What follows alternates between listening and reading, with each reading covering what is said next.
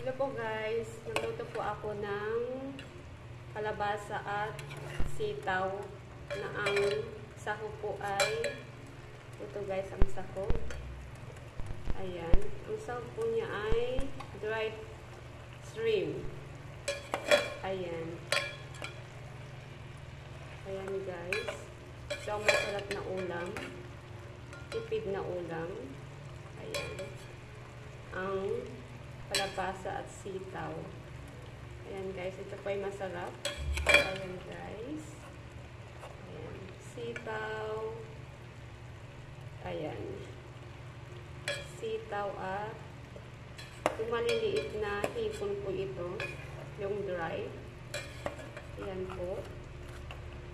Ito po ay masarap na ulam na. Tipid pa. Tipid pa po sa budget. Ito po ang kalabasa, sitaw, shrimp. At ilagyan ko po ito ng bagoong. Ayan guys. Ayan. Ayan. Salamat po sa panonood. Thank you po guys. God bless.